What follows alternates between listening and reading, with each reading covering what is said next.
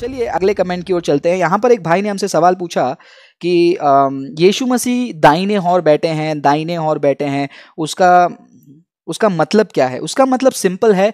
जब हम त्रिज्या के बारे में बात करते हैं तो वहां पर जब कहा गया कि यीशु मसीह दाहिने ओर बैठे हैं, that's not a literal meaning of it.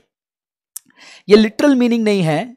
ये इसका मीनिंग का अर्थ ये है कि जीसस इज को इक्वल, जो ट्रिनिटी के, जो त्रिज्या में जो तीनों व्यक्ति हैं, पिता पुत्र परमेश्वर, पिता पुत्र और पवित्र आत्मा, ये तीनों को इक्वल हैं, को इटर्नल है। जो को इक्वल जो स्टेटस है, उस स्टेटस को समझाने के लिए दाहिने ओर कहा जाता है। क्योंकि लोगों को मीनिंग समझ में नहीं आता ना कि जूविश इडियम के बारे में जब हम बात करते हैं, जूविश इडियम्स यानी कि जो यहूदी जिस तरीके का भाषा इस्तेमाल करते हैं, जिस तरीके का बात करते हैं, वो हमें समझना है।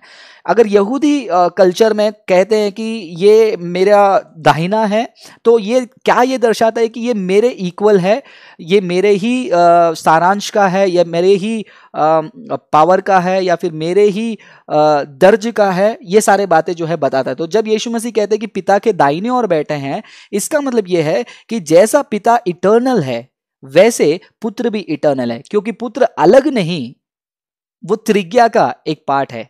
तो ये जितने लोगों को ट्रिनिटी नहीं समझ में आता है, इस कारण वह ऐसे सवालों को पूछते हैं और कंफ्यूज हो जाते हैं। तो इसके बारे में अगर आपको डिटेल से जानना है, हमसे लगातार जुड़े रहिए और हम आपके सवालों का जवाब देने की कोशिश हम जारी रखते हैं। तो चलिए अगले कमेंट की ओर चलते हैं।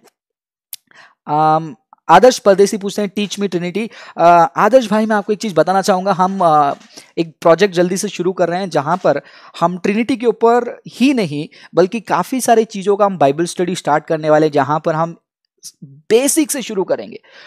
व्हाट इज गॉड, क्या खुदा का अस्तित्व है, बाइबल के आर्कियोलॉजिकल प्रूफ, एविडेंस, बहुत सारी चीज़ों को हम स्टेप बाय स्टेप सीखने वाले हैं। सो आगे आने वाले दिनों में आप खुश हो जाएंगे हमसे इस कार्यक्रम में वगैरह जुड़ने के लिए। तो चलिए अगले कमेंट की ओर चलते हैं।